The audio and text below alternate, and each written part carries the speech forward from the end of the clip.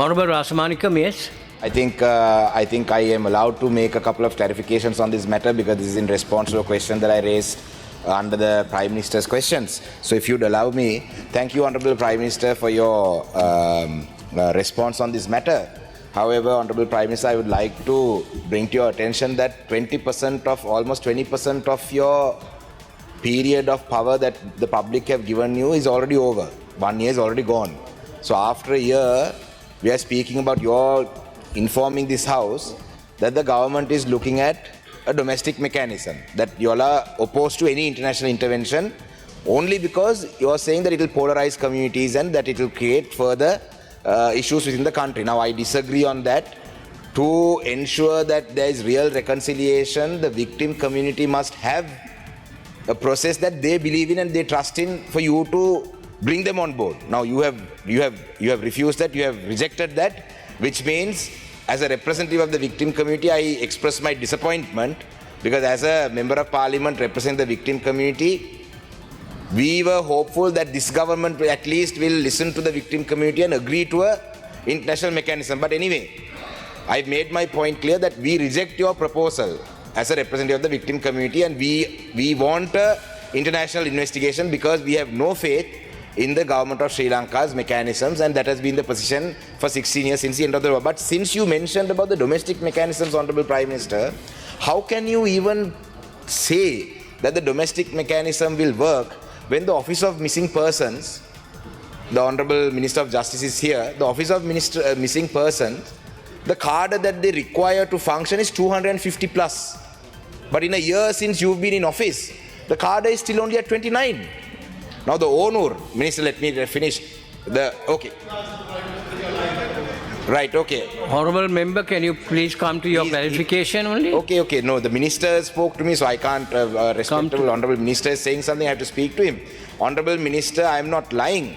I think you better spend some time in your ministry learning these numbers and figures without sitting here and, body shaming Honorable Chamara Sampath. Honorable Prime Minister, you need to look into that. Your Justice Minister body shamed Honorable Chamara Sampath. You spoke about people body shaming in the opposition. Your own Justice Minister yesterday body shamed Honorable Chamara Sampath. It's unacceptable. Yes, Deputy Speaker. Now the owner, out of 59, there are only 13 staff members. Now, Honorable Prime Minister, the government is saying domestic mechanism. But within the domestic mechanism, you can speak to the OMPJ. I am not speaking out, pulling numbers out of thin air, right? So even the 129 million that was allocated, as of 30th of June, only 36 million rupees was spent. So anyway, how would you address this, Honorable Minister? Now, we don't agree, but how are you, the TRC, all these things a year later, are we going to go forward indefinitely for a justice matter that is that is long overdue? Honorable Prime Minister. Honorable Deputy Speaker, as noted by the Honorable Member himself, we have only completed 20% of our time period. That means we have 80% time left to address all of these issues. So there is no problem with our position or with our strategies. We firmly believe that building trust among the victim community is a priority for us, and we understand the concerns, and the Honourable Member has the right to continue to raise these issues and to engage with us, which we welcome. But I think we have demonstrated over the past year our willingness to listen, our willingness to compromise on certain issues, and our willingness to also change tactics when and where necessary, and we will continue to do so. We will also continue to do so with the larger members of the community, of the victim community, who have also voted for us and are part of our constituency as well. But as citizens of this country, we take cognizance of all of their concerns. We understand why there has been an erosion of trust. We acknowledge that. But as a new government, we are committed to rebuilding that trust. We recognize that there are problems within local initiatives, but those are also being addressed. I request the Minister of Justice to respond to the issues pertaining to the institutions under his ministry, because those issues have also been addressed. Thank you. Honorable Minister of Justice, yes, you were named. If the Minister can clarify both together, that will be useful because the next one is... Are you willing to take it, Honorable Minister? I will. Right. Let me answer what is transpired so far. Thereafter, you can ask. Okay, Honorable Minister, please. Right. Right. Okay. Okay, make it short, Honorable Rasamanikam. Honorable Prime Minister, we appreciate your response. We thank you. We appreciate the work that this government is doing. We support you. We want to work with you. We want to help you. But we are worried that 20% of the time already lapsing, another 20% goes, another 20% goes, then the government staff will also start working accordingly. So we respect you. We have a lot of respect for you. For this government, we want to work with you, but we are trying to tell you what our requirement is, right? Now, with the Office of Reparations also, Honorable Prime Minister, we have concerns, even though as a representative of the victim community, the Tamil mothers have mostly rejected the Office of Reparations and said Honorable that they don't want... Rasamanikam, you wanted to pose a question to our Honorable Minister. Well, my question is to the Honorable Prime Minister. If she wants to delegate it to the Minister in charge, that's up to her. So, I didn't come to question the Honorable Justice Minister today. So, Honorable Prime Minister, the Office of Reparations also, in 2019, there was an agreement to pay the victims 200,000 rupees as a temporary allowance. Only 60 million or something was paid at the time, 153 families. In 2022, when Ali Sabri was minister, he offered 100,000. The victim community rejected that. Then they increased it to 200,000. That also was rejected. In the year of 2024, Honorable Deputy Speaker, a budget of 1,000 million was allocated for reparations and 800 million of that was spent. Right? Now, again, let me emphasize this.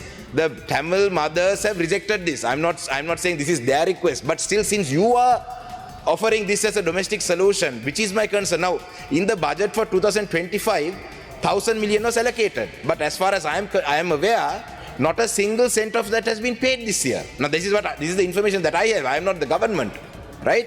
So, most of these mothers, Honorable Deputy Speaker, are mothers from before 2000. Right? Around 7,000 or 8,000 of them are from before 2000, out of the 16,000 that have been registered. So some of them are members of the JVP. Now, Ranil Wickramasinghe has paid 800 million. Honorable Rasamanikam, right? I'm winding up, sir. I'm winding up. Please? Now, my question, Honorable Prime Minister, is on this background, you are a member of the Constitutional Council as well, right? The Office of Reparations, 2 members were recently recommended by the Constitutional Council to the Office of Reparations. Now, out of the 5, if these 2 recommended persons are appointed, 1 person already there, Palitha Fernando, is from a military background, right? And the 2 persons that you have recommended, the Constitutional Council, Joseph Terence Jnanam Samsundaram, right? He's a retired military officer. Then there's Vasantha Pereira, female, was attached to the Ministry of Defence. Now, both these people have had some military background and are opposed to, Tamil people are opposed to them. Now, 3 people out of 5, the Tamil people are opposed to. The victim committee is opposed. How would you justify the Office of Reparations working in this context? Along with that, Honorable Deputy Speaker, we have other concerns about, even day-to-day activities like the Batiklo Medical Campus signboard being put up in Sinhala and not in Tamil. These are day-to-day issues. I will convey that to the Prime Minister in writing. So my primary concerns, Honorable Minister, my intention is not to push you against the wall and say that you haven't done things. My only intention is to work with you to resolve the issues of the victim community. Honorable Minister, Honorable Harsha Nanekar. Yes. Are you? Thank you, Honorable MP, Mr. Rasamanikam. While I did not prepare for an answer, because obviously you're not referring it to me, but I think, fortunately, I do have some information I might be able to clarify the situation with. First of all, about recruitment. You are right. When we came into power in 2024, those cadre vacancies existed. Now, as you are aware, while I do not want to blame the old politics, when after Gotabaya Rajapaksa won in 2019, he famously said, I won with the votes in the south. So thereafter, the racial politics that continued seeped into the institutions and the establishments too. So even the people who were appointed were just there to collect salaries and not to perform their functions as such. So when we came into power, some of them were still there, and then we worked and we saw all the weaknesses. Now, although you said 29, true, because we are recruiting 90 more. Because with the financial restraints, 90 has been approved for missing persons, and now they are being recruited. Process is on the way. And also, I'm not denying there are other reforms that has to be done with Office of Missing Persons, which will be done. None of them have been done from 2019, but we have started in 2024 November, and we are attending to it. About the Office of Reparations, what you raised, Honourable MP, this, I'm so glad that you raised it, because there appears to be a team, despite the truthful side, they are spreading misinformation. For this particular group, I have given 3 meetings and explained. First and foremost, Office of Reparation can only pay up when it has been assessed as missing persons, right? Out of the 16,000 odd, only 4,000 odd has been paid compensation. But remember, missing person payments have been made in the 1990s, early 2000s, like that right throughout, when the Office of Missing Persons was not functioning. So according to law, only one-off payment can be made as a recognition of the missing person. So somewhere in 1990 it could have been 25,000, somewhere in 2000 it could have been some 100,000, 150,000, so on and so forth. Now this team who comes to me requests that all of them be paid 200,000. Now in law there's no provision to pay whatever was short. There was no provision. But I did speak to them and told them, that particular team who came to see me, that I will put to the cabinet and get a policy approval for the balance.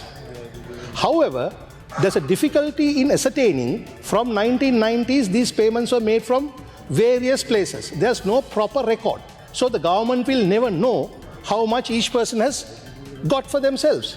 As a result of which, I cannot propose a cabinet paper in any scientific manner. Otherwise, the money of the public will be wasted. So, as a result of which, we are in the process of collecting that data. On top of that, we don't believe just a one-off payment and then wash our hands. Because believe me, for victims of missing person families, they need other social needs, other economic needs, recognition, continuous life support is necessary for them because their breadwinner is gone. And for that end, we are working with the UN Resident Coordinator's Office in order to come up with a far better social package for them on top of the money. But these particular people who are saying, out of 1,000 they didn't pay anything, are simply saying, pay us 200,000. There's no provision in law, neither do I know how much each person got, except for their word of mouth, for which I cannot use the treasury's money. But I do understand the problem. They need the money, and we are collecting the information. Secondly, when it's a missing person, whether it's the north or the south, it's a crime. And to that end, we feel for all the families, whether it's the south or the north. We don't make a differentiation about the victims and their race or geographical connection. So therefore, to that end, we are working tirelessly to come up with the best package. Why? Our president was elected. We were elected with the votes from the north, south, east, and west. Therefore, they trust us. So therefore, when we are trying to help people, it's always according to law and never ever according to based on race. So, Mr. Rasamanikam, thank you so much, Honourable MP, for raising that question. So I was able to clarify. With regard to the appointments to the Constitutional Council, of course, I will leave it in the hands of the Honourable Prime Minister. Thank you. Honourable Sunil Handunnetti, Minister of Industries and Entrepreneurship Development. I think we have given a lot of time for your question. රවි කරුණානායක මන්ත්‍රීතුමා විසින් ඉදිරිපත් කරපු මැනික්කා ස්වර්ණාභරණ අධිකාරියට දාළව ප්‍රශ්නෙට පිළිතුරු 2025 කාලය තුල ආනයනය let the Honourable Minister finish. I'll give you a minute. Kilogram 45000ක්. Honourable Minister Harshan Nanakar, are you willing to take that? Yeah, let me find out from the clarify from the minister. He seems to be in a hurry. ගරු කතාන ගරු නියෝජ්‍ය කතාන අද ශෝක ප්‍රකාශ දිනේ දවසේ නාට්‍යම් ගොඩක් ඇවිල්ලා ඉන්නවා. Yeah, Honourable Jasamani, just take a few seconds only because we have very short Honourable time Minister, today. this entire matter now, you said about the north and the south. The Tamil people have rejected the OR. So I am speaking on behalf of the mothers of the Sinhala mothers from the south. Now this particular one, even though you say that you all can't pay it, when Madam Chandrika Bandaranayak was the president, there was an arrangement to pay 15,000, 25,000, 50,000. Out of which, Honourable Minister, at the time there was an agreement to pay up to 200. So all I'm saying is, be fair by those mothers without saying it's unfair. That's all.